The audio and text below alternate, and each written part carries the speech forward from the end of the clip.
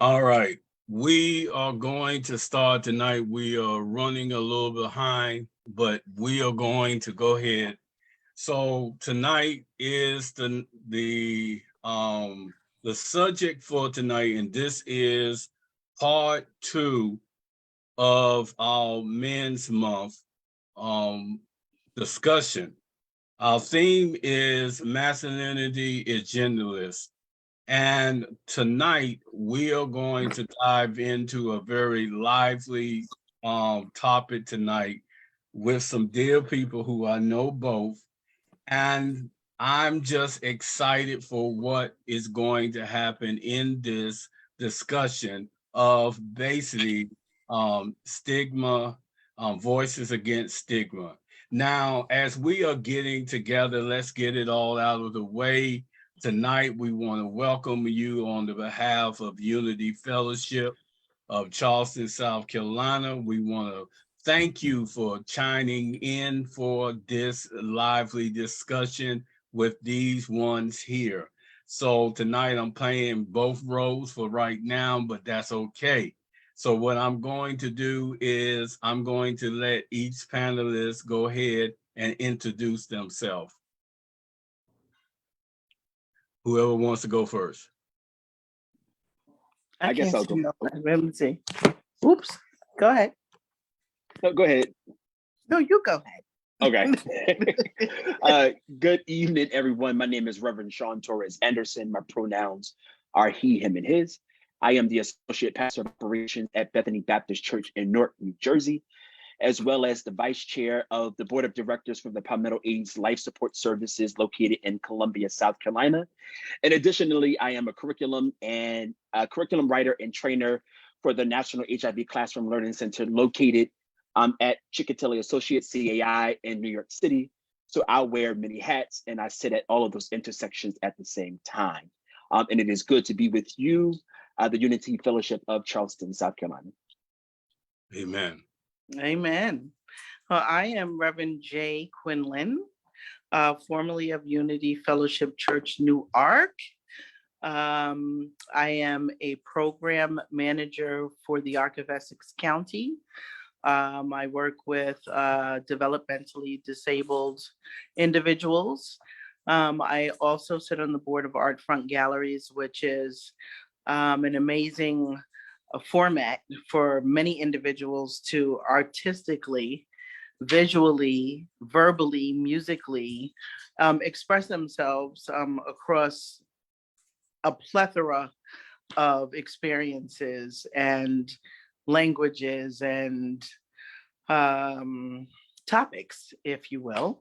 I'm also the model coordinator for the New Millennium Butch Models here in Newark. My pronouns are they, them. And I also work with a very exciting new group that's emerging, which are young gender non-conforming voices in Newark and Montclair, New Jersey. Thank you so very much. Of course, I am Reverend Robert Arrington. I am the founder and pastor of Unity Fellowship Church of Charleston, South Carolina.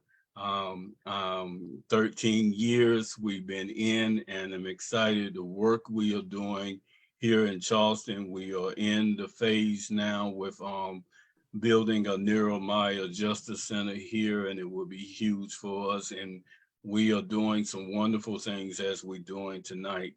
I am also an author of my first book, God's Masterpiece, and I'm really excited of being a open, queer, African-American author. And that is basically it. So it looks like I'm wearing both hats tonight, so I asked my panelists to be very patient with me as I am maneuvering through wearing these two hats. So tonight we are going to go ahead and start, and we're going to jump on. Just give me 1 minute, and then we're going to start the questions. All righty. So tonight we are talking about stigma, and what that is, and how we are dealing with stigma. So how we need to go to the beginning of that, of telling your personal story about you and your journey, and the impact that when you found out that you was positive, HIV positive. So anyone wants to go first? I don't mind. Can you say that again? Hold on, I got so many things coming on. Impact. That's Yes. what's sticking out for me. So I was diagnosed HIV positive when I was 28 years old. I am now 61. I was in a very dark place. And when I found out, I was actually in a rehab. And I had invited my mother to join me for what I knew was going to be the result, because there had been so many things going on in terms of my health, the space that I was in at that time. Actually, that Hello? probably, yes? Oh, Hey, he's not on here. I don't see him at all.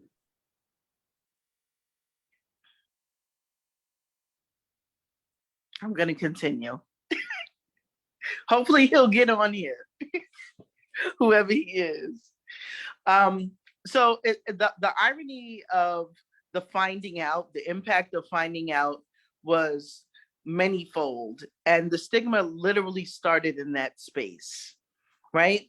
I remember wanting to be tested and the powers that be in the facility that I was at, like their interpretation was pretty straightforward and blunt. You're in the lowest risk group, you know, you're non-gender conforming, you prefer women, you were not shooting needles, there's no way that you could, have the virus. So we want you to go sit down over there and stop trying to get out of the facility to just like breathe some air outside. And we went back and forth until I literally was unable to eat anything, drink anything, move anything. And I was estranged from my family at that time. Add more stigma-based energy to that. And when the words came from the counselor, I was relieved. My energy around it was, well, God had to find a way to slow me down so that I could still be here. Stigma followed me all the way to treatment, where I was being treated at. The doctors were not familiar, where we were thinking back, quite some time ago, they were not familiar with the virus. Many people didn't want to treat you or touch you or be in the room with you, or, they would set everything up and then run out of the room and leave you to your own devices. I experienced quite a bit of stigma from many of my friends at the time when they found out. The plastic plates, the plastic forks, the throwing away of everything. You stay by somebody's house, they throw away the sheets, and so on and so forth. It wasn't until I recovered or was in recovery and was on the road to recovery that I started to build some fortitude to myself, right? I got around more people that were living or had as one of my friends that I made over many, many years used to say, she had HIV was living with her. She wasn't living with it. I did a number of educational series and became a health educator. That led me right back to my roots in Newark. With the Open Door Drop-In Center, I became a health educator there and then a counselor. And the best way that I found to not, at first it was like a shielding from the stigma. Educating people was that shielding. And at some point, I don't know when the armor left, that I was just unapologetically this non-gender conforming individual living with X, Y, and Z and not afraid to share that. You know, it actually, in a sense, became ministry, if you will. And I think that I definitely was freed by arriving at a place of accepting myself and not even so much accepting myself, more of like forgiving myself for being in the position, right? Life is life. And everywhere that I step through life, God is with me.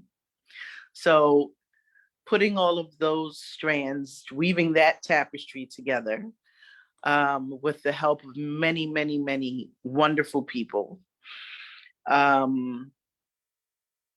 I think, you know, that's how Stigma got to be over here and not like right in front of me, blocking me or making me feel some kind of way. If that makes any kind of sense. Definitely educating people is a huge asset in keeping stigma over here. You know, and just being present, like shifting has become easier and easier. The more I stay ahead of those things that will tend to, you know, attempt to slow me down, throw me off my game, knock me off of my axis, as it pertains to being made to feel less than because of anything, but definitely, most certainly not the virus. The virus is an unwanted guest in my house, and I treat them accordingly these days. So it took me a very long time to allow myself the grace to forgive myself for, you know, the things that I was doing to put me in the position to acquire the virus. And in hindsight, it was such a blessing because I don't know how God would have orchestrated me, you know, having the relationships that I have right now with the people that I have them with, nor the amount of growth and in the ways that has happened. So that would be my answer. Thanks, Reverend Jay, for starting us off. So I guess I'll jump in. So I was diagnosed when I was 18 years old. I'm now 32. In the spring of 2009, I graduated from high school, and one of the requirements I needed for undergrad was to take a physical exam. So on April 15th of 2009, I took my physical, you know, the routine with my primary care doctor, who had at this point been my primary care doctor for about 5 years, because the primary care doctor that I had from being a child up until, I guess, a pediatrician, up until this point, had retired. So I had a relationship with this primary care pediatrician for a few years.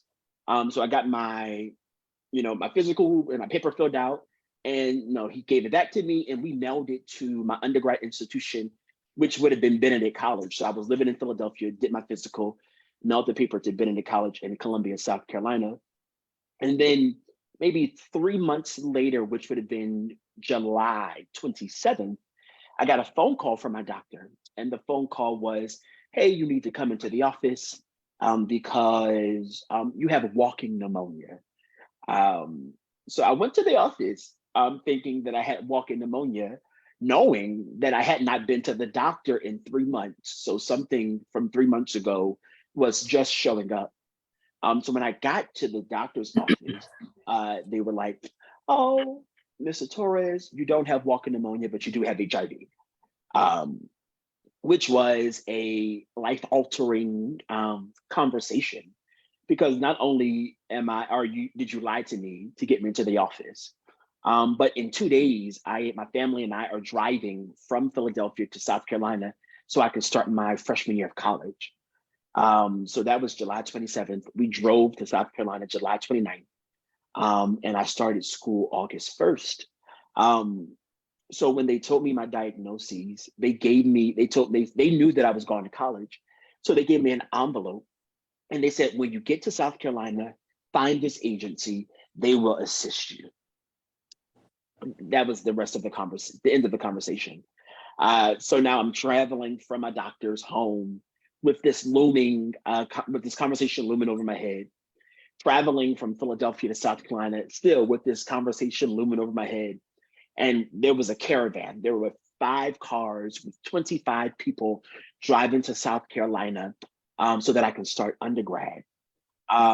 Still never had the conversation with anyone. But on August 1st, what I did was I walked from my dormitory, I guess August second day, I walked from my dorm to the agency, which was about 1.5 miles away from my undergrad institution. And then I went into there and I was like, hey, my doctor in Philly told me that I need to find you all because I'm living with HIV.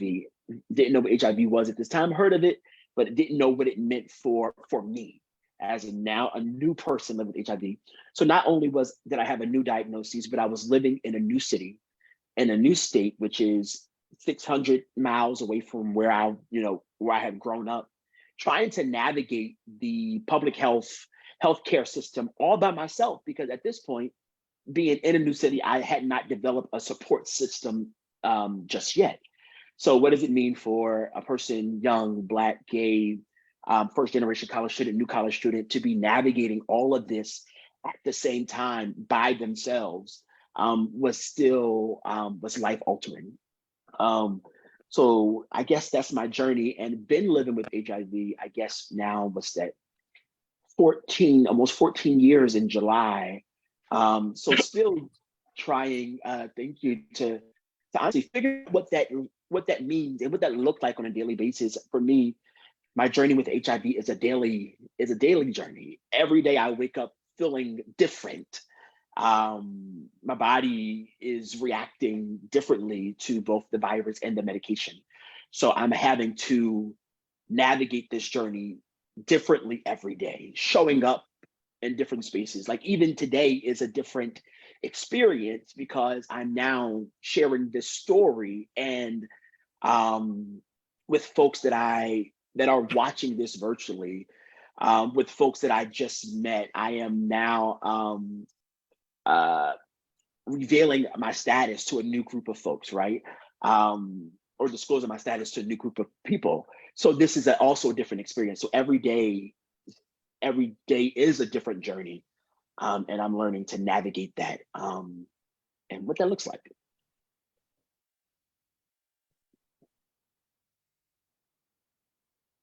Hello there. Our facilitator is in the house. I'm telling you. So Reverend Green, before I share my story, will you just say hello and let everyone know that you are in the house and you will be taking it from here. Thank you, Jesus. So I am Reverend Jermaine DMR Green, or Jermaine is sufficient. I'm on this journey with y'all as we begin to delve into this concept of stigma and the lived journey of how we went from stigma to actually living and thriving. So I'm excited for this journey. It's going to be fun. And, if it gets to a point that it's a little bit too heavy, we're going to take a pause. We're going to take a couple of breaths, and we're going to come back together as a family to do this journey. together. No one separately, but all together. So, you know, I'm Reverend Jermaine. Hey, everyone, it's Karen. I'm gonna try to behave. So. Mhm. Yeah. Well, I am glad that he's here because had problems getting him in the room, but I'm glad.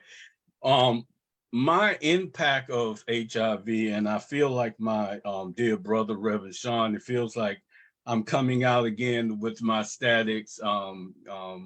My journey with this thing, and I don't like, first, let me take this disclaimer. I don't say living with HIV. HIV has been living with me going close to 40 years. The impact has been very much on my life. So I'm gonna do like Sophia on Golden Girls, picture it. I just ended a heterosexual marriage, if that's what you called it.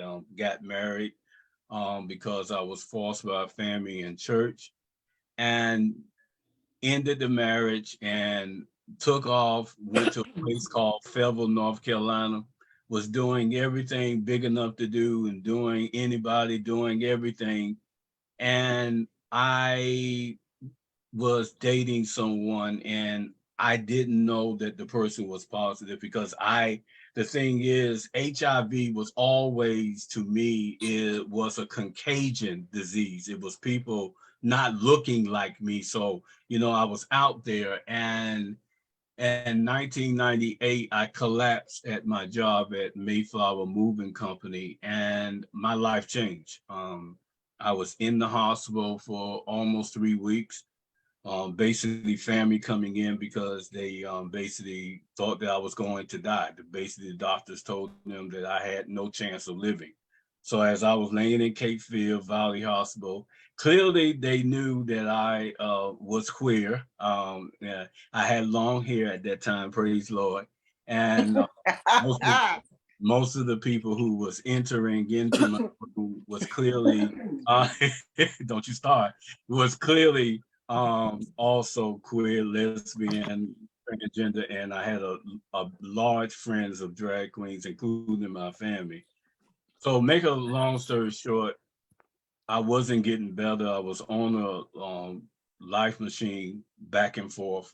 So finally, they told me that there was a test I needed to take, and so you know, I basically just said yes because I didn't understand why I couldn't breathe on my own. So make a long story short, I in the room comes around maybe 5 or 6 people, and they're the chaplain, and they're the doctor, and then there's some other people, and my mother sitting there, and I knew in my spirit that something was wrong.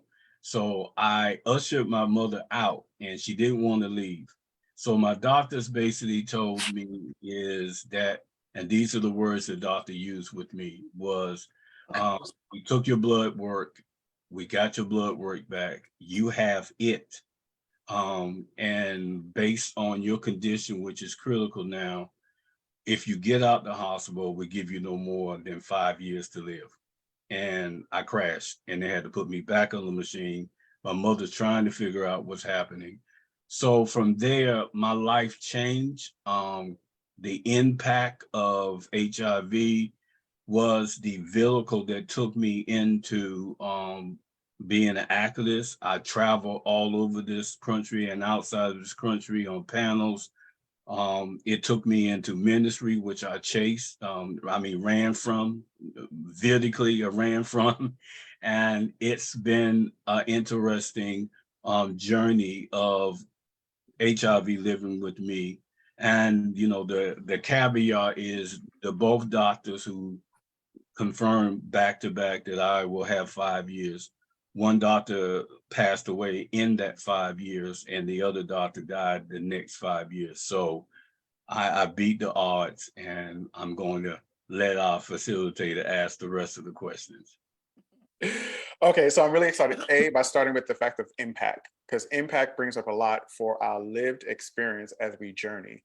So if we're going to take, like, if we're in a time machine, we're going to travel back in time. So what was one of the stigmas? And you may have touched on this, so there may be another stigma that you could pull out of your memory banks. What was one of the stigmas about HIV you remember from then in the early part of your process and your journey?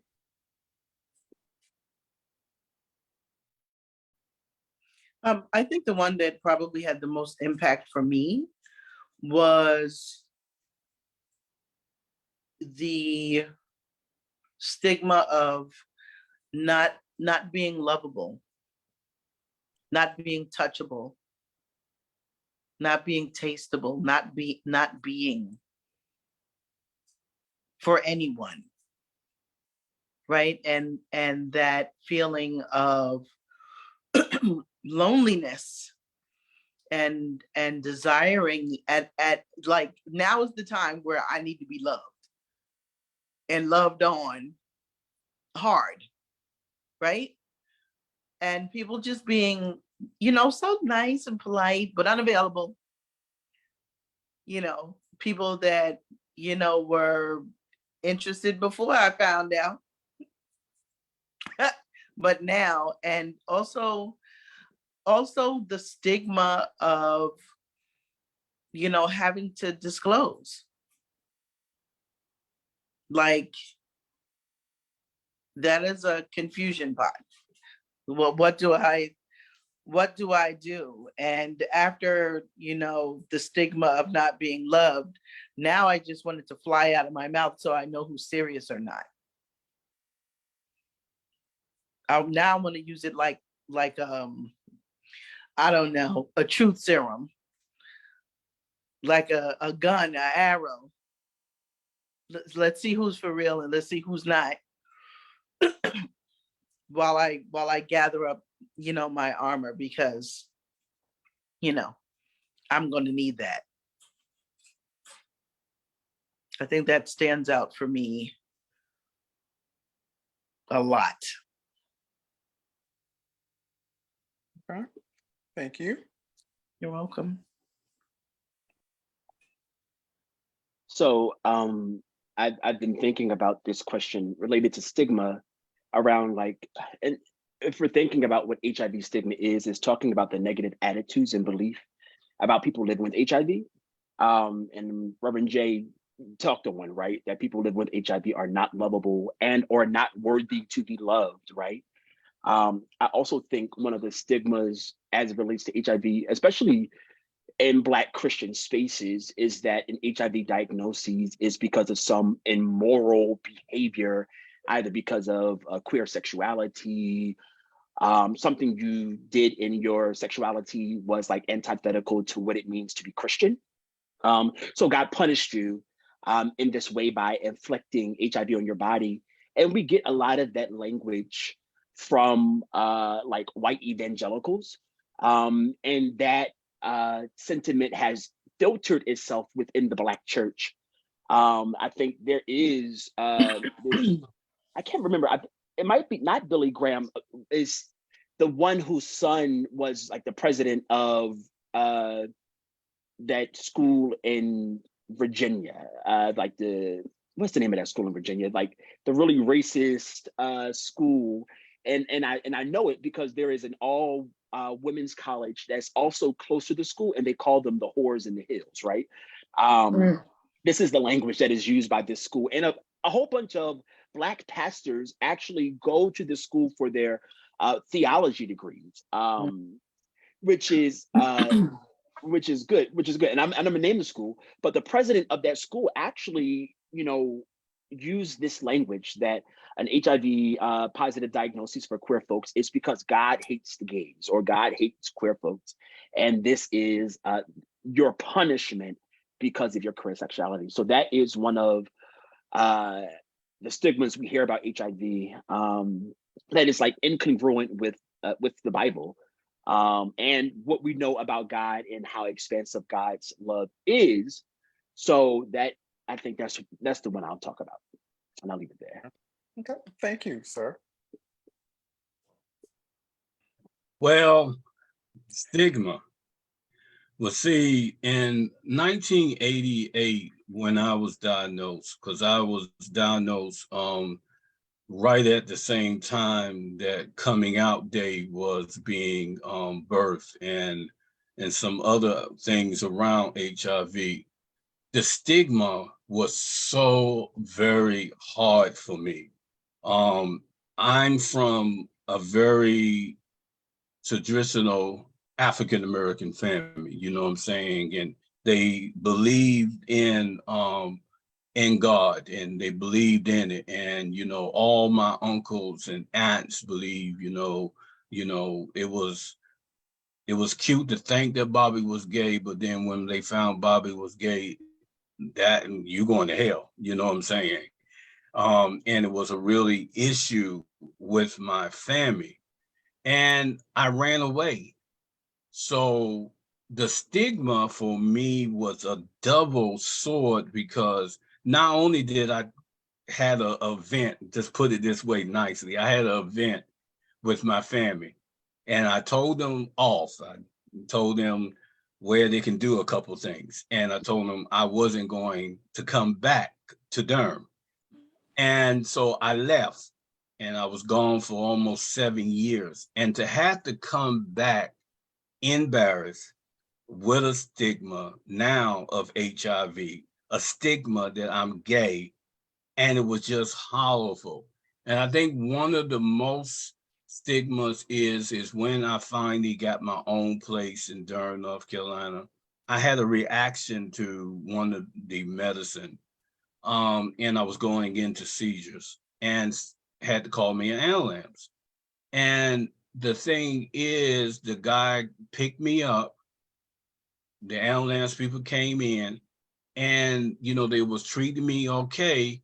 And then I whispered, because I could barely talk, and I whispered to the guy who was in the apartment with me to tell them I was HIV positive. So about this time, they was lifting me up to get me out the door. And soon as he told them, they dropped me, literally dropped the cot, just everything. I flopped almost out. People was cursing like, why y'all doing this? They went back to the ambulance. They put on all kinds of gear like I was some kind of radiated Christian. And I cried because of that stigma. I have been in the presence of family who won't eat and I heard one time somebody said, well, he went to the bathroom, and it was those. And as Reverend Jay was saying, is the love. I already had low self-esteem and all the issues in life. And I just didn't feel wanted anymore. And there came a couple of times that I wanted to check out. Stigma has been really a real hard thing. And it's sadly in 2023, we still dealing with stigma and I'm dealing with that. And now that I'm in this wonderful world called single, is even more because I'm afraid of dating because the stigma and what that looks like. So that's all I'm going to say. Okay. So I'm gonna take some little, moderator privilege. So one of the statements that I remember was a death sentence. So just prepare to die because you're not gonna live. Go tell your parent that death is a coming because you're not gonna live. And that was really like hard, like 20 years ago. Like what? Death? Wait, sugar. I haven't even peaked my height of my stunts and shows. Death. Just coming out of high school. What are you talking about? So that was something I remember from 1994. So Pastor Arrington brought us into the next question in reference to this current. Are there still a stigma that we see connected to HIV that we've witnessed, heard, or had personal accounts with? Reverend Sean, you can go first this time. So the question is, do we still see this stigma present today? So Yes. thank you. So I do want to, jump back to what I said earlier. So the school I was naming was Liberty University in Virginia, and Jerry Falwell is Jr. is the president. I think his father was the one who made these statements. But do we see stigma still associated today? Yes. So stigma is always going to be here. And that's not to say that it's true, but I do know that we see stigma as it relates to HIV or HIV stigma still present in the world. I think the shift, or what also is happening that we don't often talk about, is the way that people living with HIV internalize stigma, and then starts blaming and shaming themselves, or starts spewing similar violences out of their mouths as it relates to other people living with HIV. So yes, stigma is still present. This is a very short answer, but also internalized stigma is also something that we have to contend with. I'm going to take a walk on the other side of that. So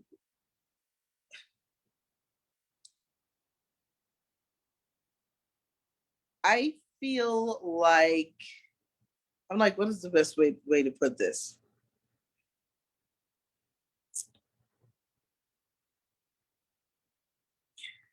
It's nowhere being said. Do you remember how billboards were everywhere? The buses would go by, the bus stops, you hear it on the radio. Now it was raw. It was like, listen, this is happening. Get thee to a doctor. Suit up. Protect yourself. Safer sex this, safer sex that. And now it's like, not a peep. Not a peep, unless you are already entangled in some type of activism, some type of HIV prevention work. You're at a clinic and you are the person that is personally bringing the message to your community. It's almost like the normalization of the virus. So now it's, hey, this is chronic manageable now. New page. While people are still dying, still being infected every day. Numbers are, did they go down? Did they go up? Did they go sideways? Like, who's unless you go to the, who knows, you're not going to hear it. So I feel like that is a stigmatizing reality. Like, we're not talking about this in the same way that it deserves to be talked about, how the message needs to be spread. It needs to be on blast. It needs to be on blast until it is eradicated. Right? Do you remember, like, they used to have, like, as it was becoming normal, a thing to do, it went from, urgent messages to cute little Black, brown, Latinx girls and boys on billboards, like this on a little pillow or whatever. And they had that's when they started utilizing the symbols like, do you know, like plus or minus, or with little chains that say know your status. And that was the segue into, we're about to flip the page on y'all. Y'all go deal with this, because we're not doing it no more.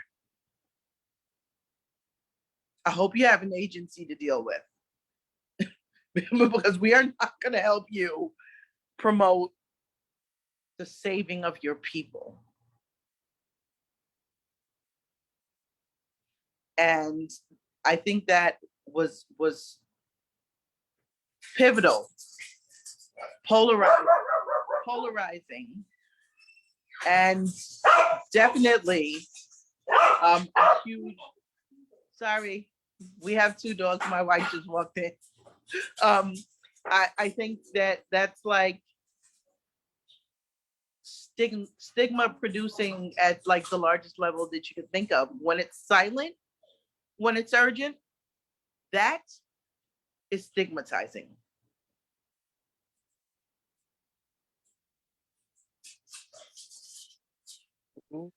We're about to stir some stuff. Oh, come on, Rev Jermaine, you know.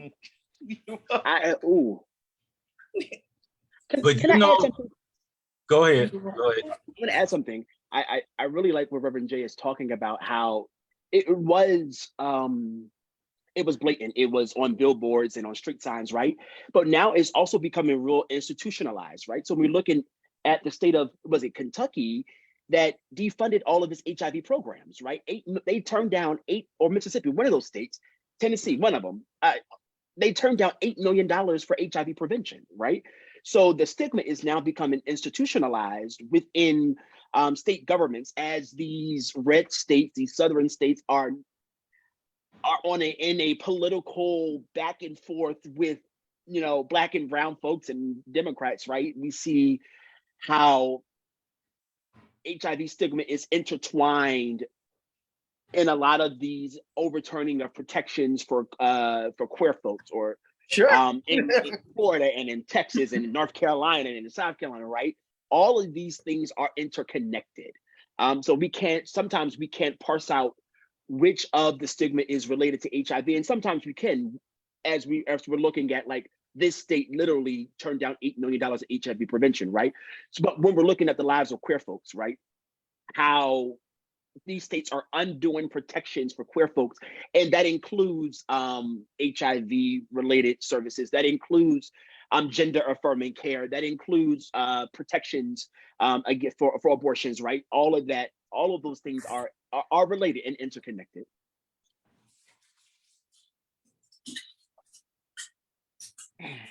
So so go ahead, Reverend Pastor Arrington, because I'm gonna hold on to that thought. Go ahead, sir. I'm gonna let you. No, but the thing is, and I know the direction that we're going in, and I basically understand that the stigma has kind of been invisible in some ways.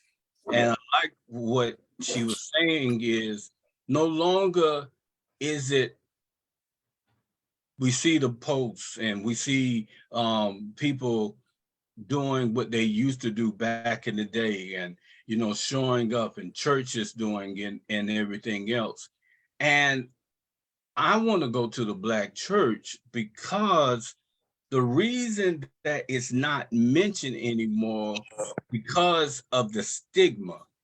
And so it's that kind of saying that we do with the African American family: what's talked about don't need to be talked about. So to me, I see a stigma in the fact that we don't even want to talk about it anymore.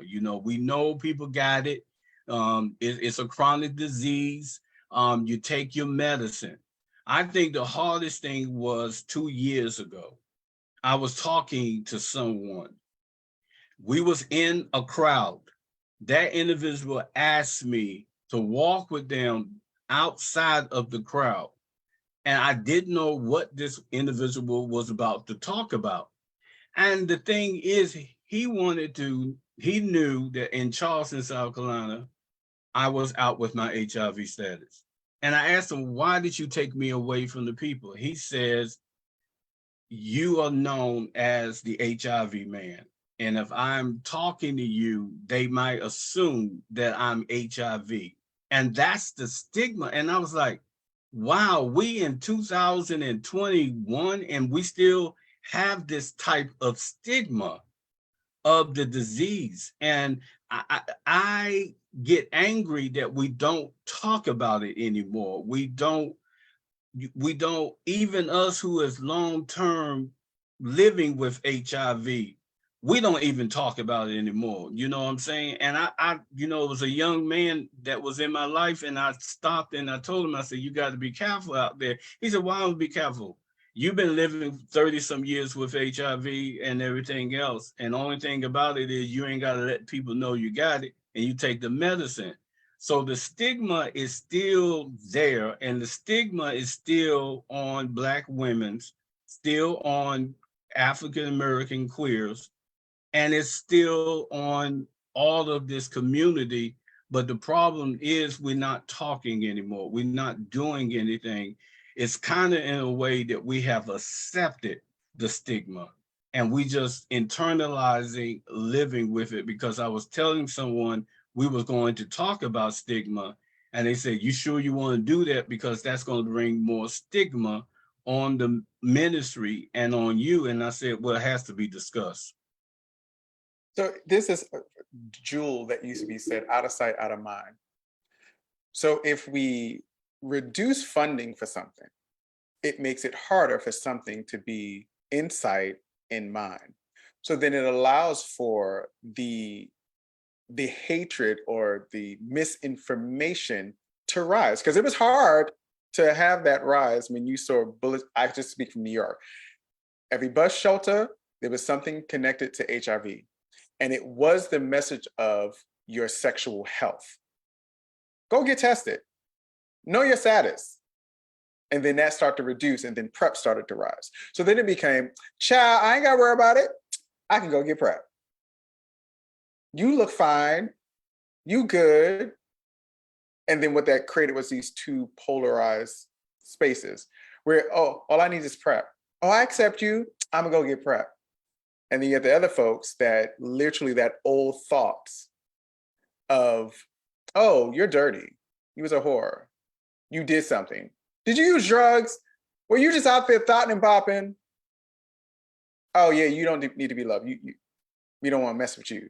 You somehow are undateable, unlovable, unacceptable, because it's an out of sight, out of mind. There aren't national campaigns going across to discuss, oh, just take your medicine, you're fine.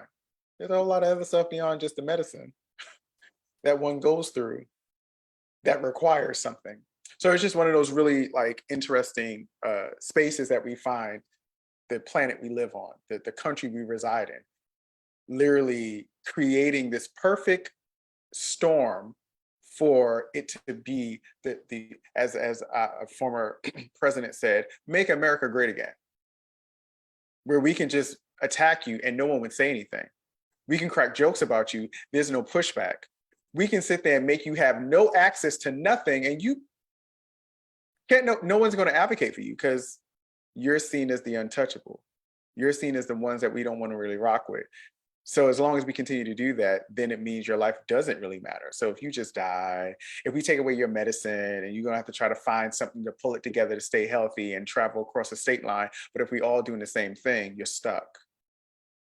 And then you have to find a way through, out of sight, out of mind. And sadly to say the strategy works, but it's these type of spaces that then brings it back into sight, back into mind, because we start the conversation from a place of how do we kind of like, let's address the issues, the shenanigans, the buffoonery and the caffoonery. And then now let's also express the space of how we kind of go beyond this, how we really sit there and create community and family that transcends the fact of if there's money, because I know us people of color, maybe we can make magic happen with 2 nickels. We can make magic happen with a loaf of bread and some mayonnaise. For all those who eat mayonnaise, magic can happen. It just allows of us to happen. But as long as we are against each other and we're out of sight, out of mind, we're not really talking about it. We're not really expressing it. We're not really showing up in our fullness. Then we're going to continue to have these crippling stigmas that rise. So along the lines of stigma and the fact of, it was already touched on in reference to information being circulated and it not really being circulated. What would you have liked to have access to or seen when you first got diagnosed? Like, what one thing you wish you would have had then when you found out your status? I will go first. The thing that I wish I would have had was somebody else who looked like me. I wish I would have had a mentor. I wish I had someone else to connect and walk with me. Because back when I got diagnosed, I didn't know nothing about a support group. I didn't know anything. So that was one of the things and to also have, I want to go back to what you said, Green, it was a death sentence. I mean, I was given 5 years to live. And baby, I party like it was 1999 until the Lord one day told me, look at the calendar. And I looked at the calendar and I said, uh-oh, I've been here 7 years. I need to pull it together. I wish I had someone to tell me that I was okay. And I think the biggest thing is, which we still don't have, but a little bit more, is the acceptance in church. Because I was already struggling that I was an open queer man. And then being HIV, I was more shunned from the church. So those are the two components that I wish it was more people who look like me, and then a little bit more of acceptance from what we call the church. More acceptance. Someone that looked just like me. I with Reverend Arrington, one of the things that I hope to have seen around the time that I was diagnosed were other folks who were also living with HIV. It wasn't until much later in my life that I know that there were other family members of mine who watched me grow up, right? That I do know, and not like some distant family member, like a 15th cousin removed, right? These are folks that are like closely connected to me.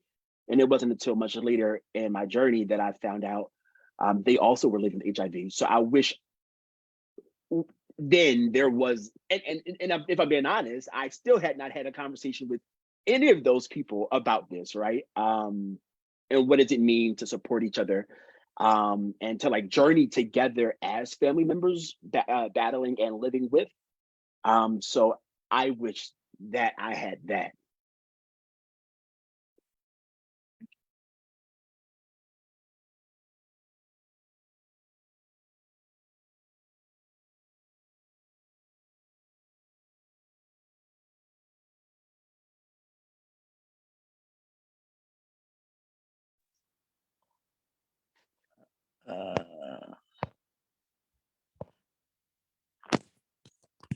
Okay, cool. Can you hear me? Okay, cool. Ooh. Oddly enough, I guess I have to like align myself with Pastor Arrington because I think acceptance, right? Not what's that word I'm looking for? Tolerance. I don't just want, I'm sorry? Tolerance. Yes. Acceptance, not tolerance. And from like across the board.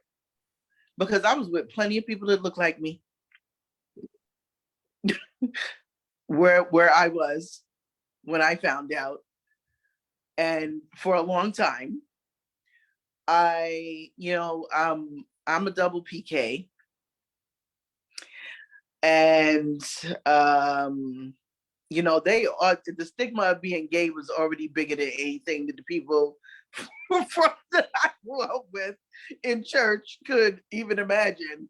So I feel like I landed in the right place. It was like a swirling tornado. It was like Dorothy, like I clicked my heels and I ended up at Unity Fellowship Church.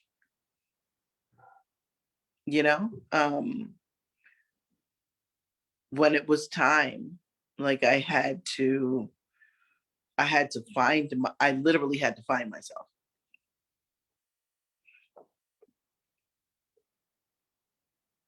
I don't know. I don't think that anything more than the desire to be accepted over tolerated was anything more than I really needed at that time.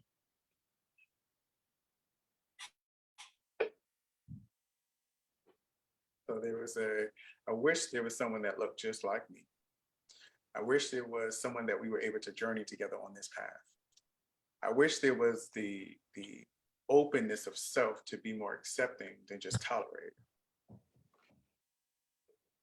Look like me, journey together, and acceptance. Amazing ingredients for truly building a community that lives, and nothing can really rock it because we look alike, because we're doing it together, and because there's acceptance that is just like infused into the whole entire litany of stuff. So, what did your HIV diagnosis mean to you then? Like, what did it mean? And I know you touched on it when it came to the impact, but were there some other things that have come to your mind in reference to what did it personally mean to you in reference to community, things that you've said that you wish you had someone that looked like you, someone to journey together, and a level of more acceptance? At that time? Yes, at that time. It was isolating. It was isolating, and I don't think, and you know me, I don't think that I have ever felt more fragile in my life than which also was stigmatizing, having the people around you that were accepting, like jumping like ballerinas to help you out with everything. Oh, let me bring you this, let me bring you that. Oh, don't do that. Let me help you with this. It was overwhelming in so many ways, and through so many lenses, from the people that completely and like utterly you knew had acceptance for you, to knowing the people that tolerated you or tolerated the situation, as they would put it.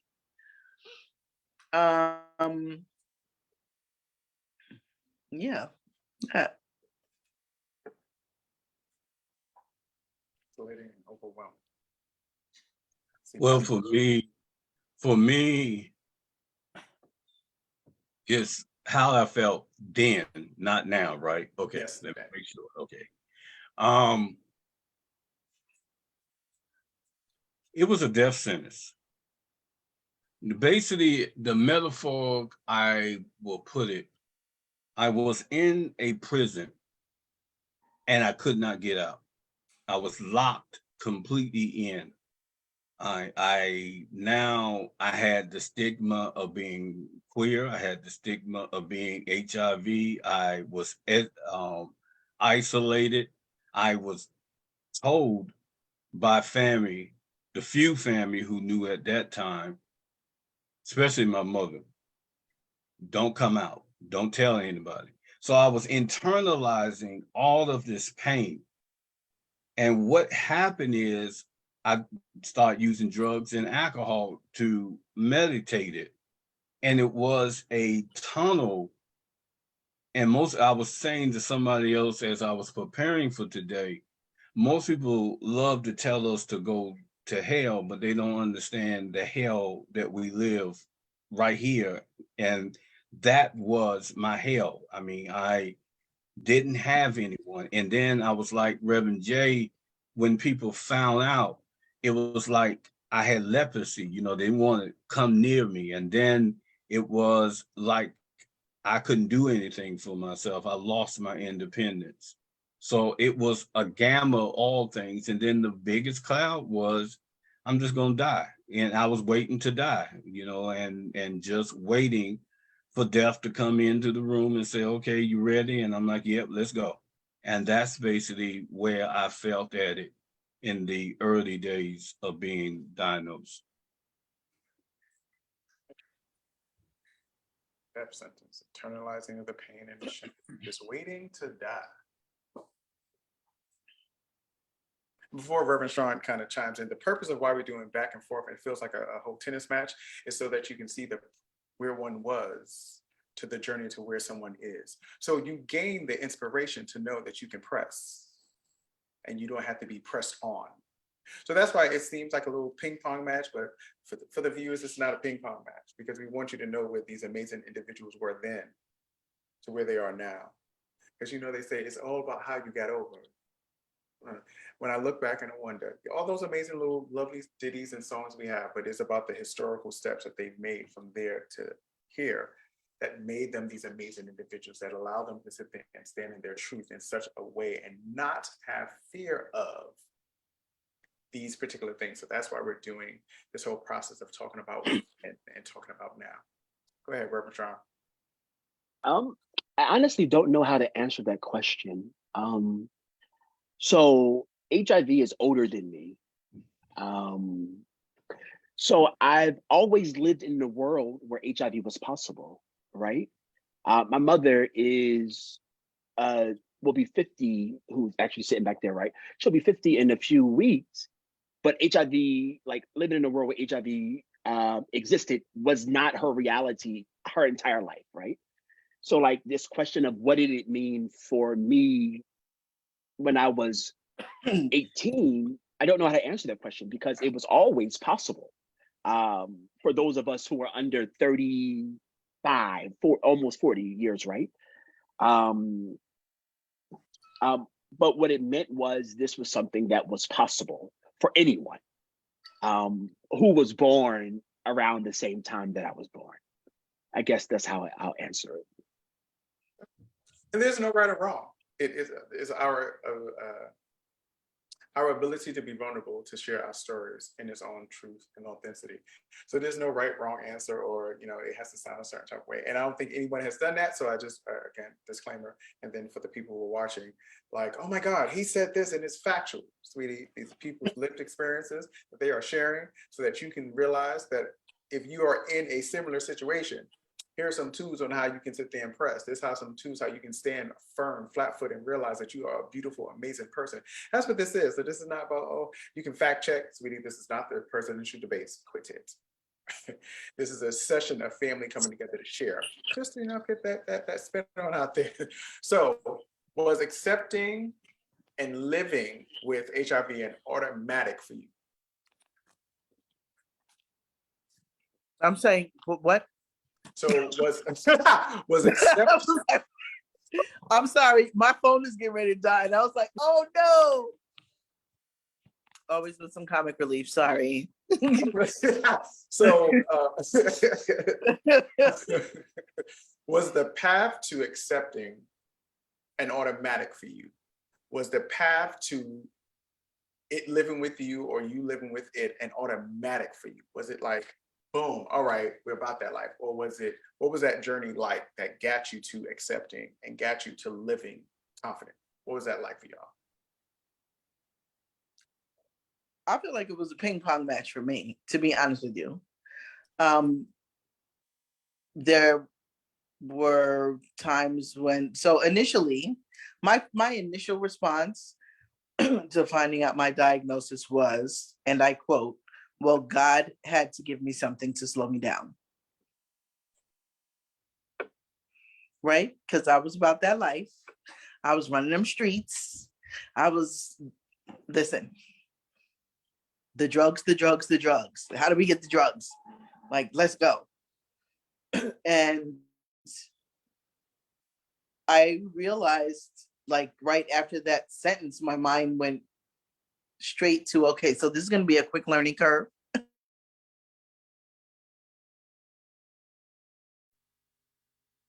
And then I would relapse, which is an absolute contradiction to how do we stay alive?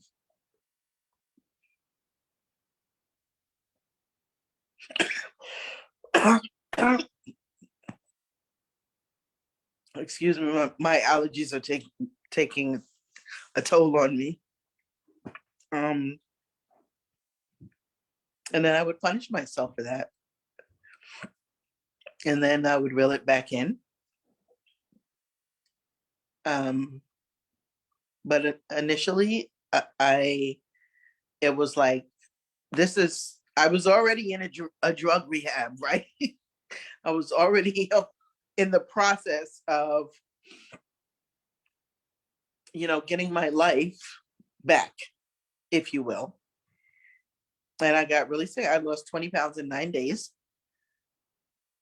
And I was like, y'all got to help me.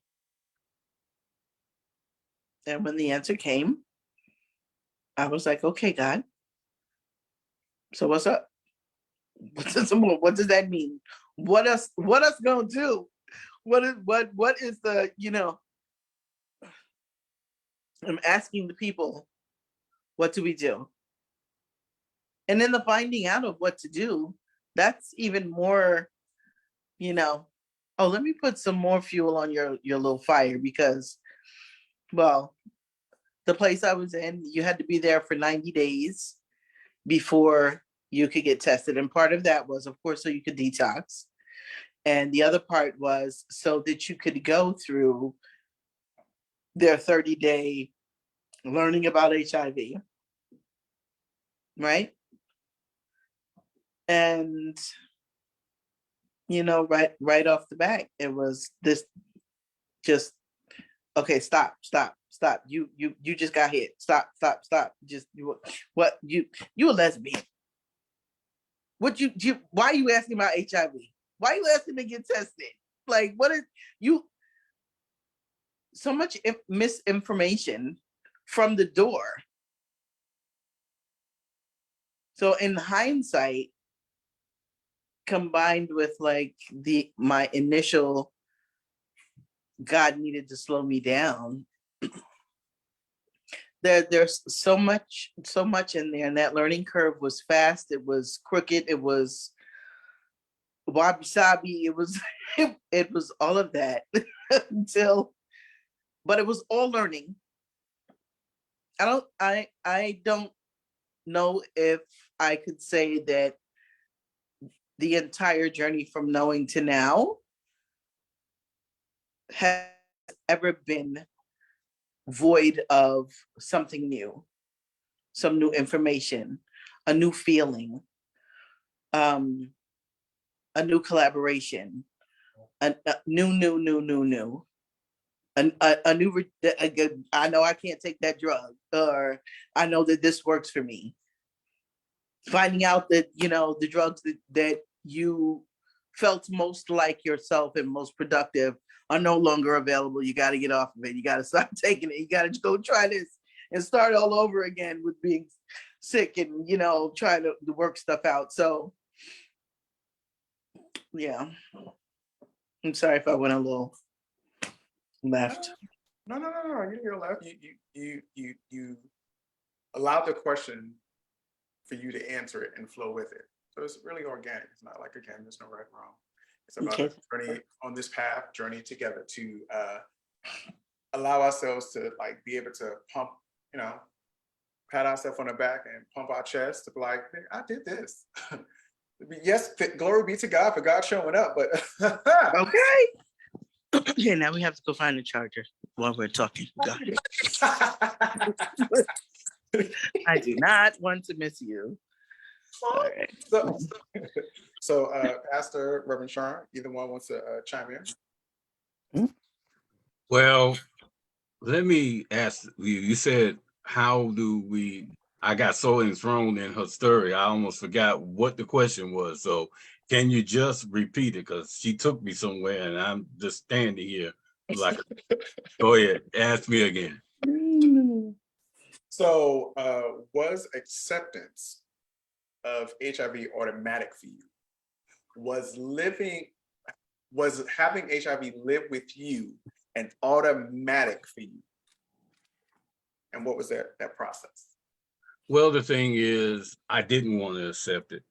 I wanted to be a lie. That's why I went to many different clinics to get tested, and they came back and said, you HIV positive. The acceptance was a battle. It was an internal battle. If I could just use a scripture, that felt like when Jacob was wrestling, whatever they say, he was wrestling with the angels, but I believe in my liberating consciousness, he was wrestling with himself.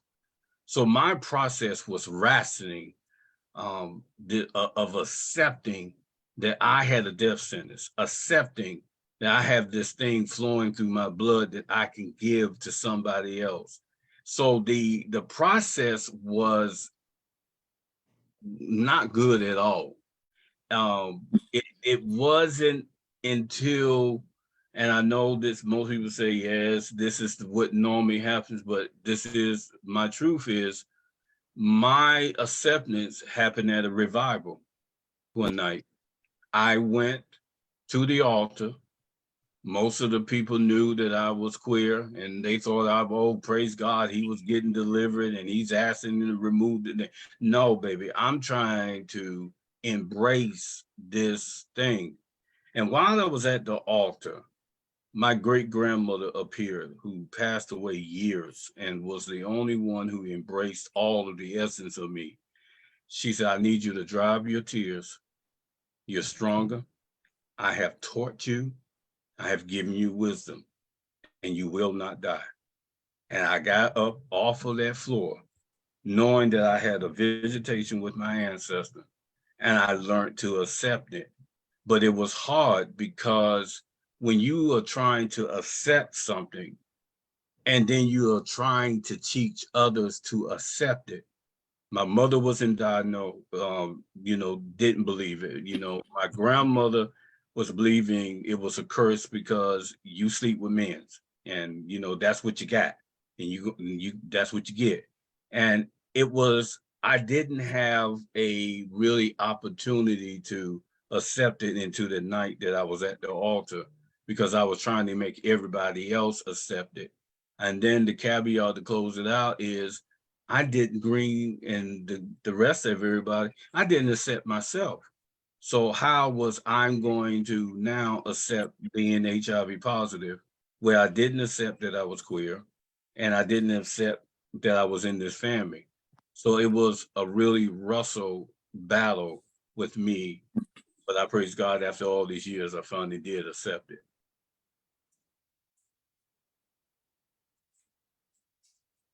And for me, I did have to accept it right away. Like I said, it was very immediate, because the reality was I was moving from the place I've ever lived in to a new, going to undergrad. So it literally was 2 days between the doctor letting me know what my status was and me moving to South Carolina. So I actually had no choice but to accept it right away. So Can I say one more thing? go ahead. Just really quickly, I feel like because I was so young as well, that like I had an immediate like knee-jerk reaction to like, oh, get it together. When Dr. Arrington and I were diagnosed, we was babies, but it was also the very beginning of the knowing of it, right? So we kind of like grew up with it, and I know that there are lots of young people that have grown up with it, but like from the beginning of like it being given a name and people starting to fight for rights for it and fight for medication, and find out that AZT it kills everything. Okay, because they didn't know then. I mean, they were utilizing a cancer drug and giving it to people whose immune systems were already severely compromised. There was no other way for that to go. So that's the time that I was diagnosed. So, you want to learn all you can. Like we were growing up with the doctors.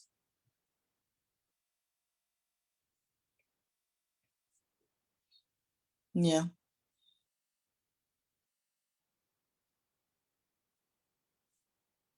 Oh Lord, what is your brain doing now? I see it. So that was that point of, we grew up with the doctors. The amazing thing about any thing, it evolves.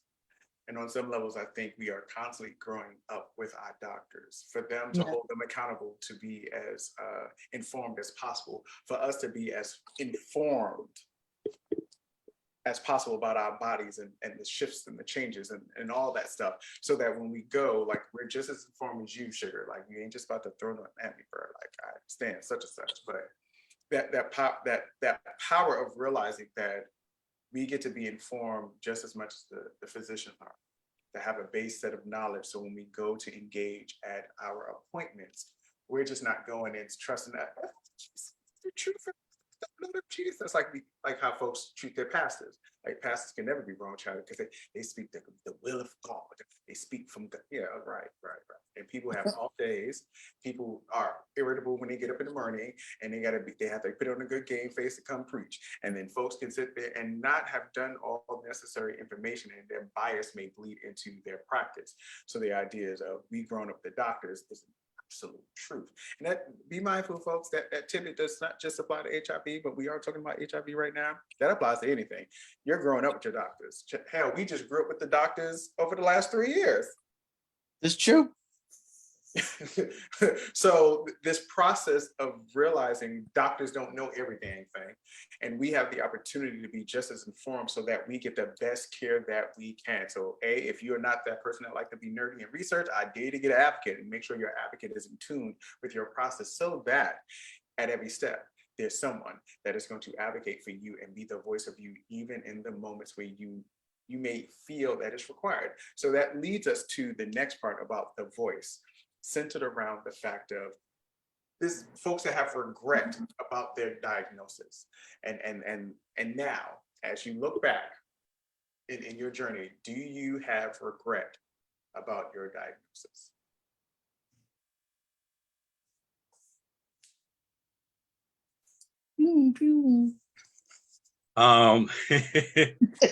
Oh Lord, no, she didn't go. Poo poo. Let me tell you, is I have no regrets of my HIV at all. None at all. My HIV was the vehicle into discovering myself, discovering who my God was to me. The only regret is that I didn't use wisdom. I didn't protect myself from the individual who I confronted and forgave on his deathbed for giving it to me. That was the only regret, is that I did not love myself enough to protect myself and to basically say, if you don't wrap it up, we ain't going nowhere. So that's the only regret that I had for myself.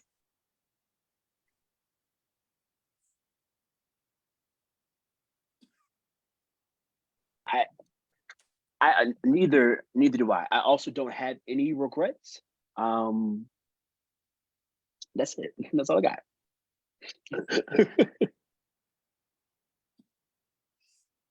I don't have any regrets either. Totally, my diagnosis was a setup for victory all the way around.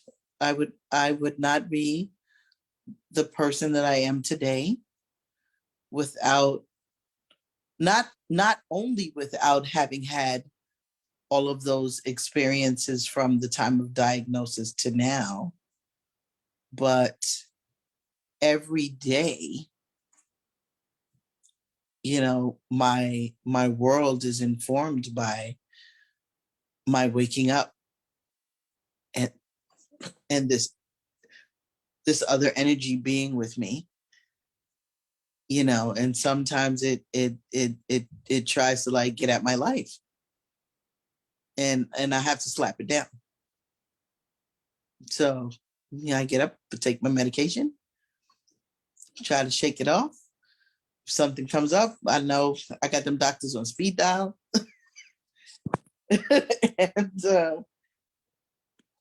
and there are many people that I have loved and had the opportunity to be nurtured by and or nurture. that are either thriving or no longer here. Every day that I wake up and I hear about another individual testing positive, my heart just cries. And then, I want to find them and I want to let them know, if you do X, Y, and Z, you could be all right too.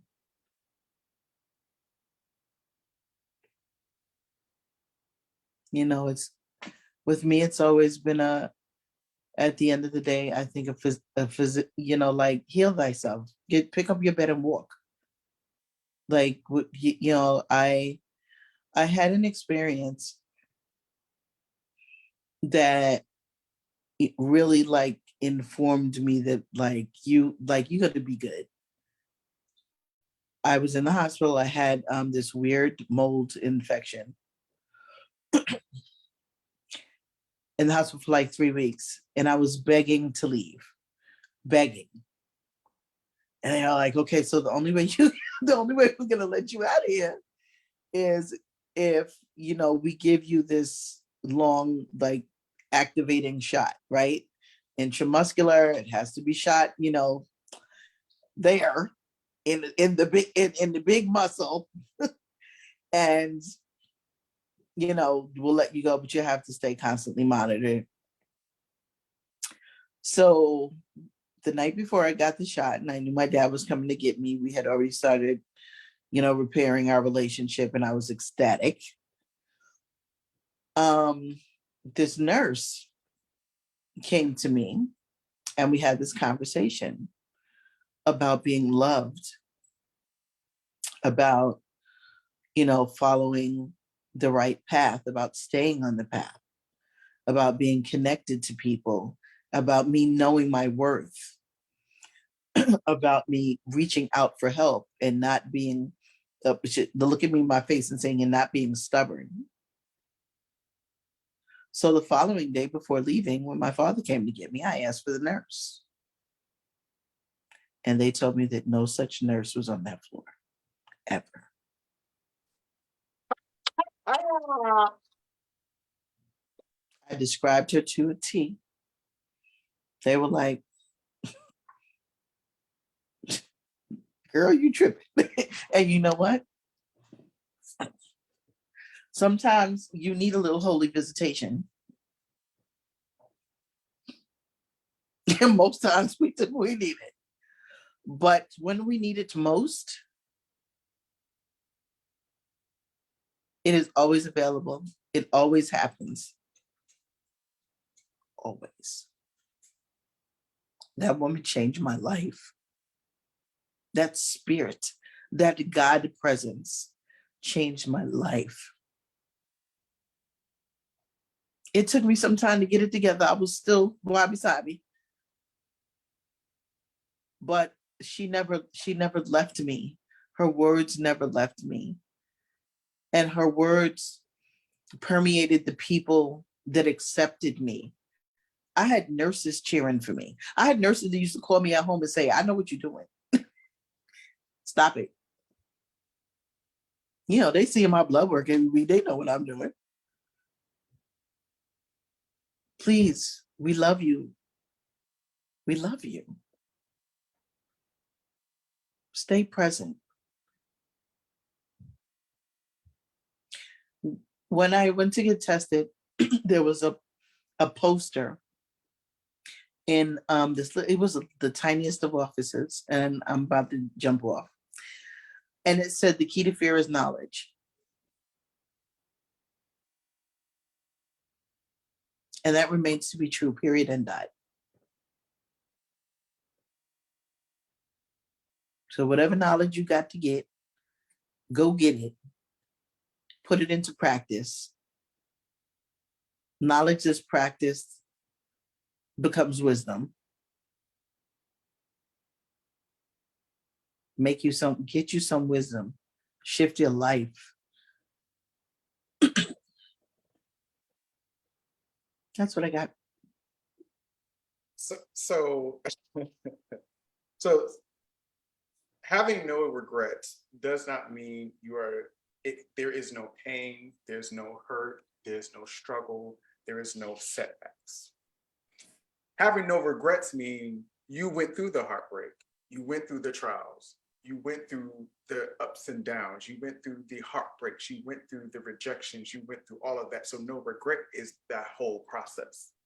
And there's power in knowing that there may be some pain when we have no regrets about living our lives in its fullest measure. There is power in that. There's power in the fact that it was a setup for victory. There's power in the fact that when we are at our lowest in that moment, that we need to have a boost. As it said, the Spirit, God, knows just what is necessary to be uttered into our being for us then to get it right. It's not going to take another human to check us. Sometimes it'll take a divine visitation to check us. And we won't resist it because it registers with us in a very intimate space within our beings.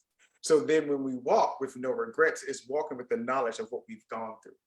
When we walk with no regrets, is the fact that we have persevered past every naysayer, every ex that sat there and left us, every person that sat there and had something nasty to say, every person that only wanted to tolerate us, but when they left, they tried to scrub their whole house. I don't know where you want to scrub your house and clean your house now, because I'm in a house, boo. Your house was nasty before. Don't make it seem like all of a sudden now you all super clean because you don't want to catch something, girl. You may have still.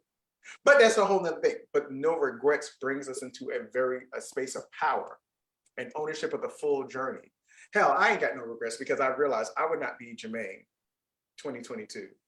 2023, 2024, 2025, if not for an occurrence way back when I had no good self-esteem. I had trash self-esteem. I was deflated. And because of that deflated process, I had an experience as a train conductor in the cruise spots that brought me to the place of now that I love myself in season, out of season. When it's good and when it's not. I forgave myself in the moment. I had to forgive younger Jermaine. Baby, you was in high school. You was just hot to try. You was just trying to do what you need to do. You was trying to find somebody that's gonna make you feel nice about yourself. But it's all right. It's all right. It's all right. It's all right. You had to do what you need to do. And now we're here. I've had amazing relationships forged and formed because I was able to align with some folks because of my status. I would not be the Jermaine that I am now. I wouldn't have the passion to advocate for individuals finding their true selves within the process of finding out their diagnosis. To realize that, okay, you want to feel mad, you want to feel pissed, go punch a wall, go to one of them scream rooms, scream your ass out. Oh, I'm sorry, I was supposed to say that word. You scream what you need to scream. But then once you do all that, you still got to live.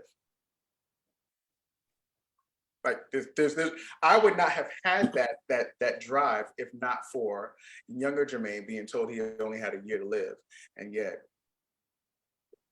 bam! I've been surpassed 1995. We in 2023, so it becomes like no regrets is not removed from strife or struggle. No regrets is you accept it all because it made you the amazing entity vessel that the divine uses right now. Yes, the divine uses all of us, sweeties. This is not just some whole Christian spiel. The divine uses all of us in divine, amazing ways so that they'll be able to pour into somebody, give to someone, receive from somebody, show up for somebody, have someone else show up for you. But yeah, so let me not do too much churchy stuff. Let me stay focused on the conversation stuff, but just realize that regrets are not void of disappointment and heartache. So now we get to the side of how we show up in the world differently with this whole mindset. So what has your role been in fighting against stigma?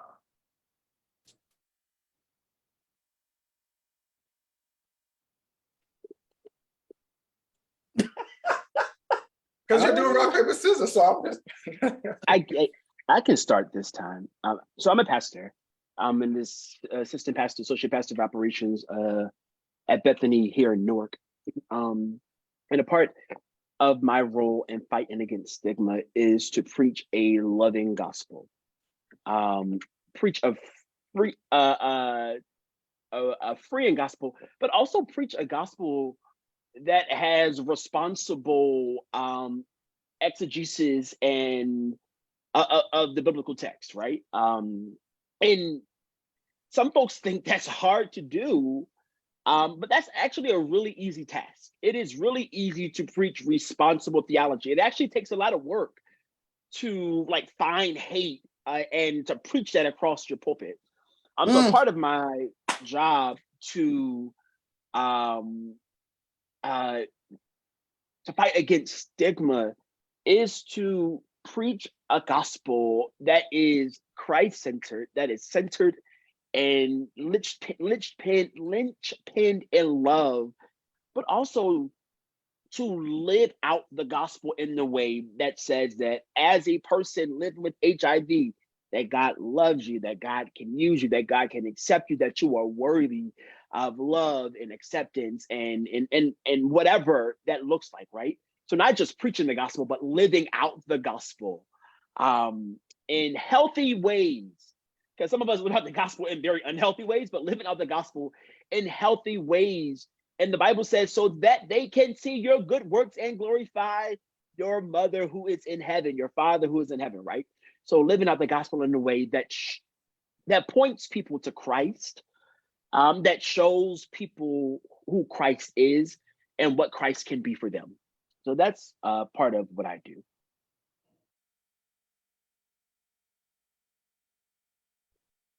You're just so fabulous, Sean. Well, Well, thank you so much. You shining God. You shining God. Ooh. But what can I say after that in Jesus' name? But Pass the collection plate. That's you can say that right there for that one. Pass Yeah. the collection plate. Well, what my assignment is, and I'm taking a disclaimer of using this word because when I was first diagnosed, a preacher basically told me I was like a leopard. But what I did was now, these years later, has took the weapon out of what he was using as a leopard into powerful understanding.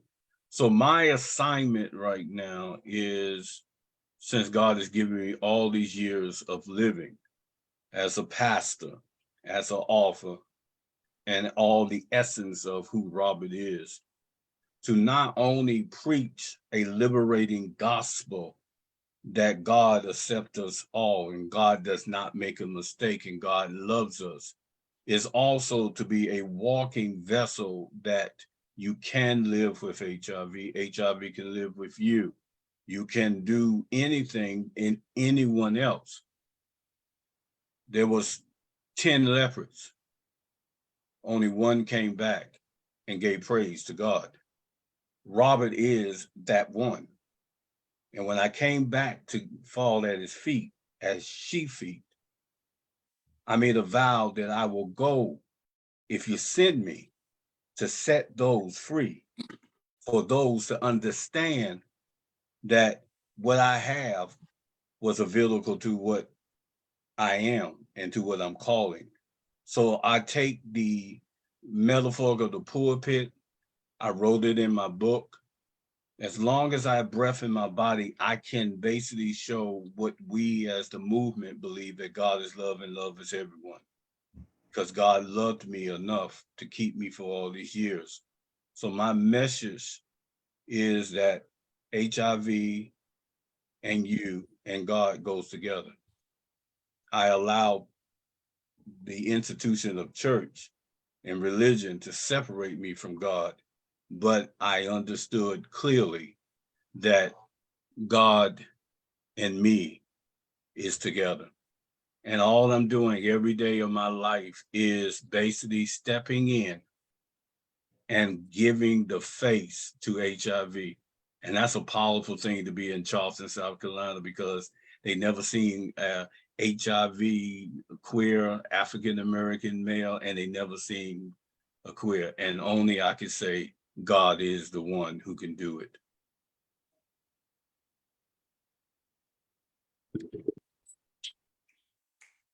Yes. Just be open and willing. I do my very best to be open, willing, and available to be what I need to be.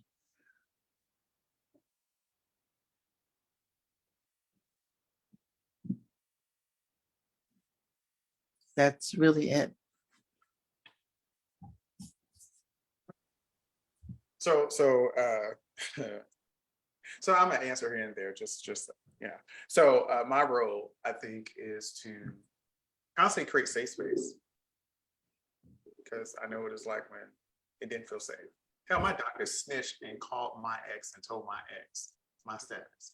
I could have sued that old white man, but that's neither here nor there. So the constantly create safe space that's non-judgmental as people are discussing how they got to and their journey and path to get over, and to be that full out example that 46, baby, yes, and she looked good. 46 and I'm pulled together, and I have all the things necessary for me to thrive.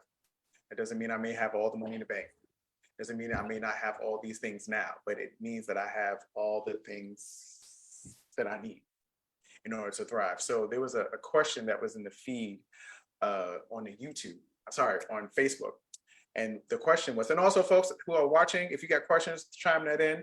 We have our amazing student clergy that's going to pull those questions from there and bring it back to the Zoom room so we can get these things answered. So one of the questions that were asked is, what can you do if you're afraid? What can you do if you're afraid? Afraid to. And yeah, I think that's Afraid to disclose, afraid to, if you're afraid because you have it. I would like to know more about the question. Yeah, I agree. I think initially my Christian mind went to the scripture. God did not give you the spirit of fear, right? But of power, love, and a sound mind. So if you are afraid to disclose, remember, you do not have to. You don't have to disclose your status to anyone. That is something that is protected health information. That is something that you can hold. I actually did not. I was living with HIV for 2009 up until 2014.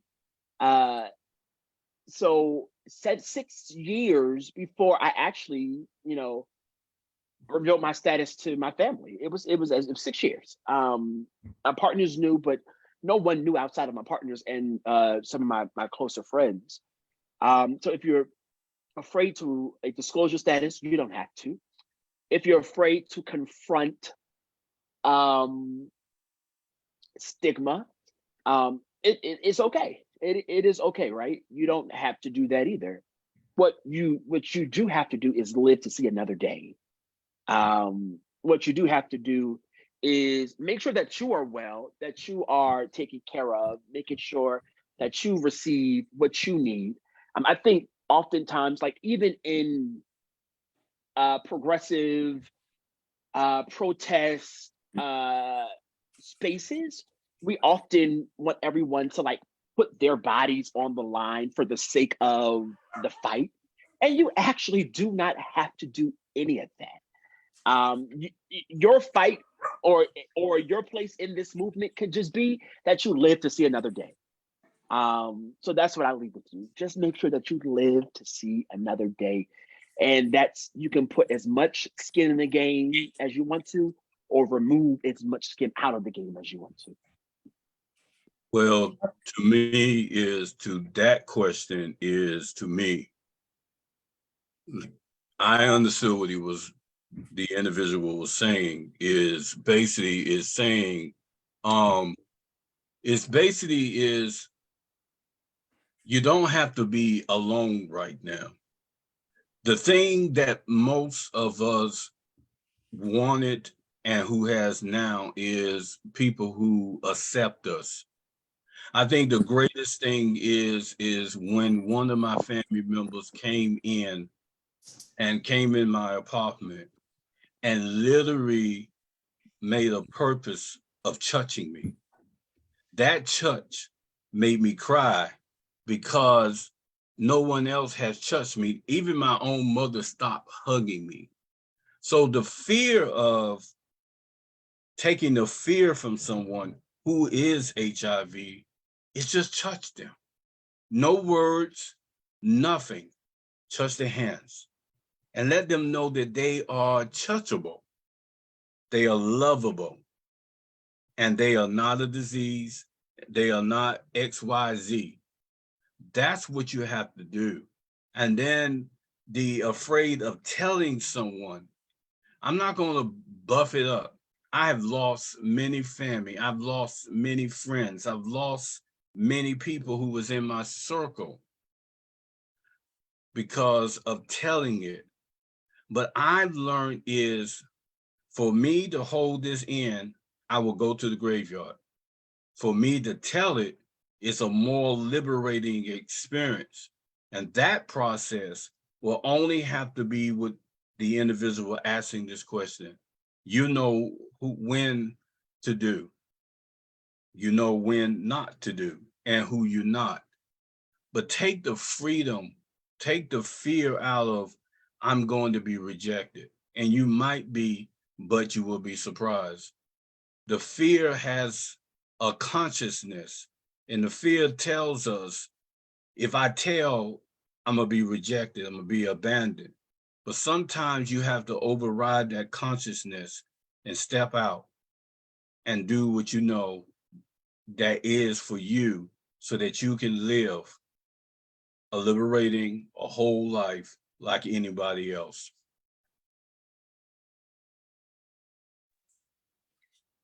First and foremost, it's okay to be afraid. It's okay to be afraid. It is okay to be afraid. Period.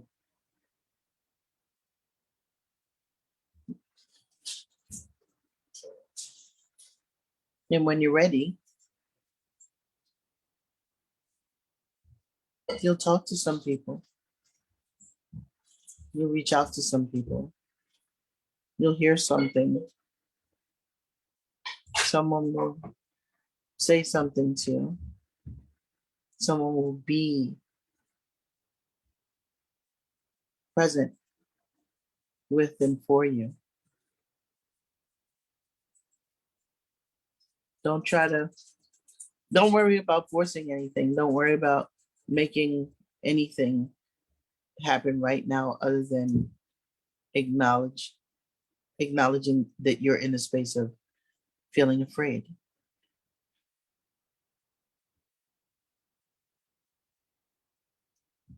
I think it's a huge thing, and many people don't even have the chutzpah to say that they're afraid. Grown men and women will avoid saying that they're afraid at any cost. Just know that we're here for you. We are here.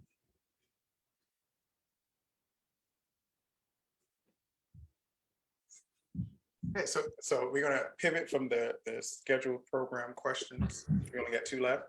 We're gonna go to the questions from the feed because they are coming in. So we want to honor the humanity of the individual who has asked the question. So another question is, how do you tell your parents? Or have you told your parents? So it's like a 2-part question. Carefully. Intentionally. I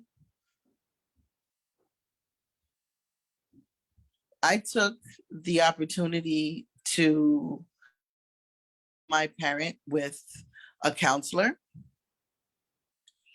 And then she shared it with with my father.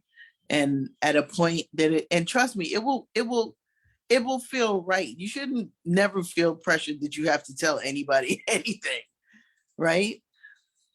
Unless you're in a situation that puts you, that could possibly put you or someone else at risk, or it does not feel comfortable for you and you feel like you have to say something. But I know this sounds This might sound corny to some people, but pray on it. Take a moment for yourself and weigh the pros and the cons. Why do you want to tell them? What would telling them benefit you at this point? At this now point?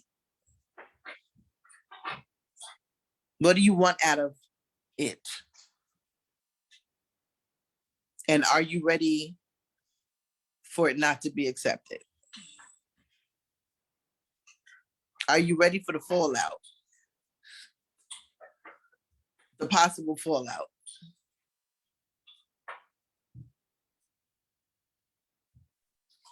I think Reverend Jay answered that question beautifully. I think what I'll add is just a little more what it looks like for me. My mother does know my status, but it has been a journey after so many years to get to a place where we're comfortable enough to have these conversations in front of each other, right? So I'm sitting in my home on Zoom with my family visiting, and they're in the background. They are in earshot of this conversation. If this was a few years ago, my mother would not have been able to comfortably sit through listening to me have this conversation, right? But the truth of the matter is that won't be everyone's reality. And I think we have to just be honest with that. This didn't happen overnight. This happened through a bunch of struggle and me threatening, like, mama, either you get on board or you do not, right? Because she also was journeying, because what someone told me was that our parents have mapped out what they think our lives or thought our lives should have been since we were born. And when things like a diagnosis comes or is revealed, it alters our parents' plans for our lives, right? So it's not that the battle is between my mother and myself or a parent and child. Sometimes it's the battle between reality and what they thought our lives should have been, right? So it took a lot of back and forth for us to be able to get to a space where we could exist. But again, the truth is not everyone's relationship with their parent will flourish or be or will unflourish, whatever the opposite of flourish is, will unflourish in this way.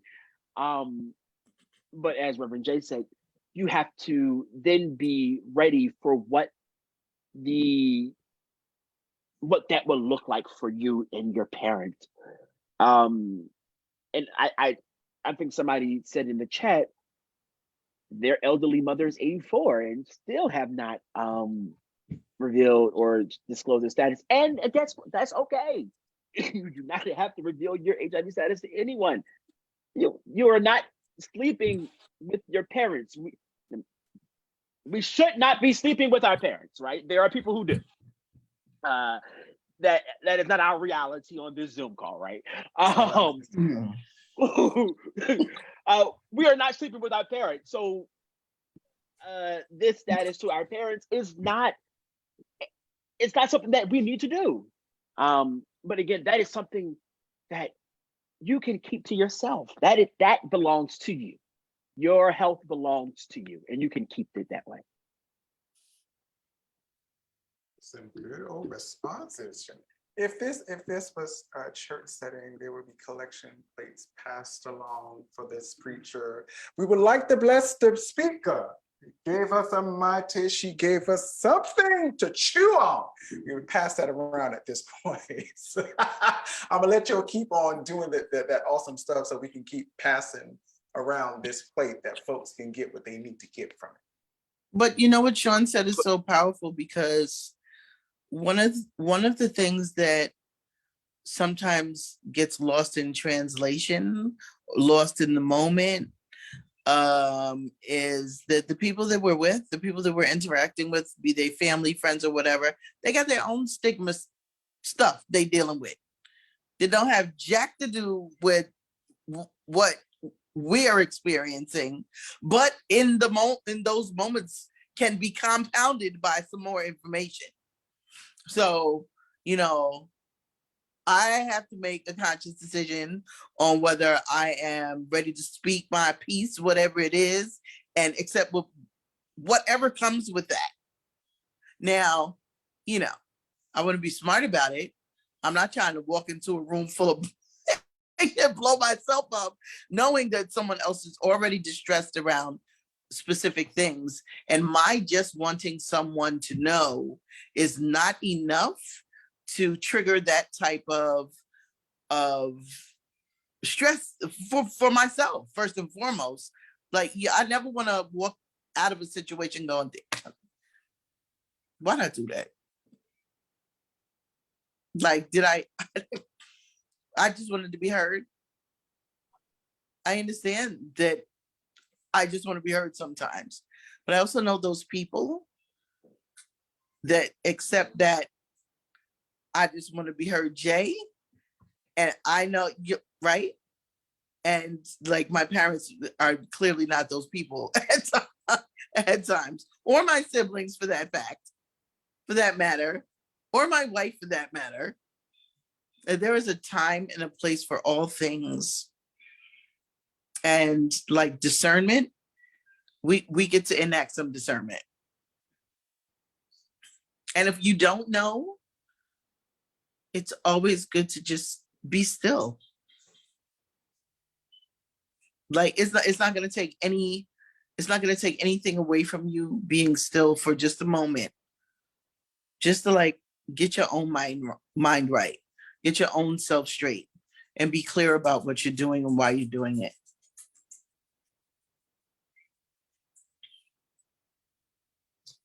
I'm hungry. Yeah. I'm not gonna be long. But I have to say this since you're hungry. Praise the Lord. I think we're all hungry. Let me say this right here real quickly, seriously. I'm not gonna do like these two fine panelists who is serving it up well.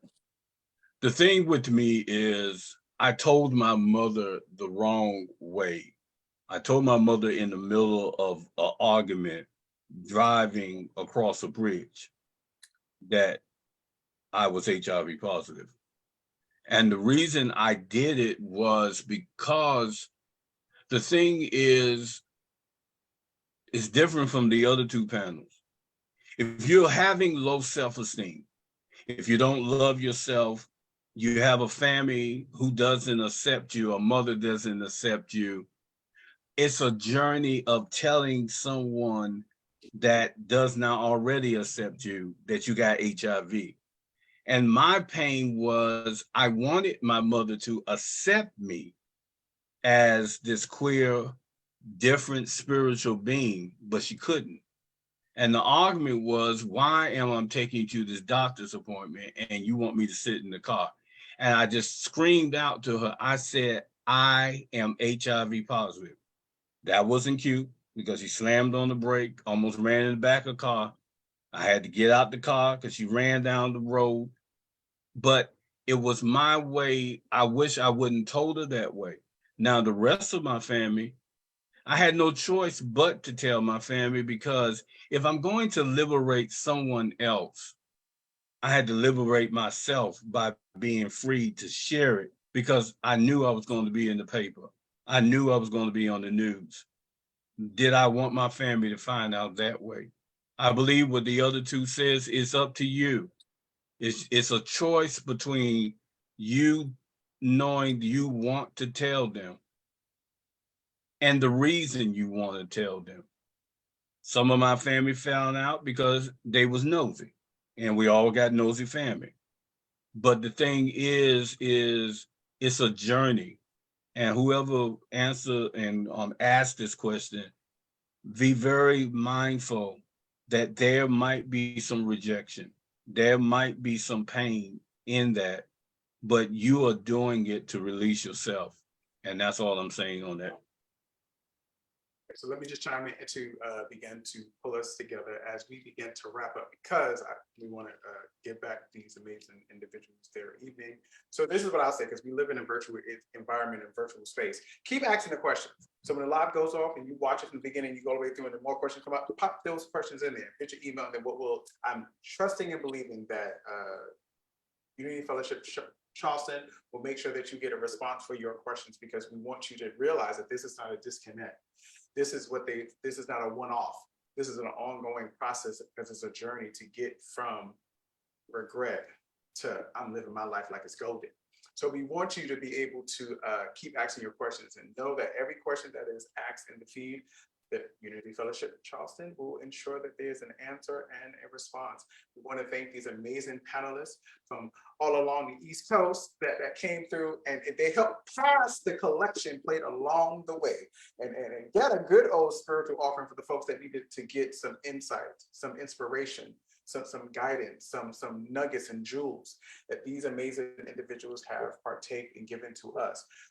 Just know that this, again, is a continual series that UFC Charleston is doing for the rest of the month. Next week on Wednesday, as they said a long time ago, my childhood, same bat channel, same bat station, that we will be coming to you with, in truth, what are you serving? This is going to be a conversation with our trans siblings, and we are very aware that these amazing individuals, the folks that fall under the trans umbrella, have been vilified and tried to be unblue checked in their existence of authenticity. So you get to hear from them in their own way what they are serving. And that's on June 21st. And then on June 28th, we're going to have Reconnecting My Spirituality to My Sexuality. So like, is this conversation, and then whatever conversation there, and pulled all together to let you know that those things never have to be separated, that you can journey to the place that you create a synergy between the two, a symbiotic relationship between your blessings and understanding and your connection to the divine. And then the fact of who you roll over to, because that can become a whole spiritual thing within itself. But that's for a whole nother conversation for a whole nother time. So I just want to say, I thank you all for joining us for this amazing second installation for what UFC Charleston has done. And I, Reverend Jermaine, along with these amazing people, say good night and see you later. And thank you so much. And keep the questions coming, because this conversation is not over, because stigma still exists. Bam. All right. Love you guys. Good night.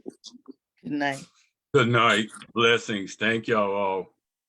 Thank you, Pastor Harrington. Thank you.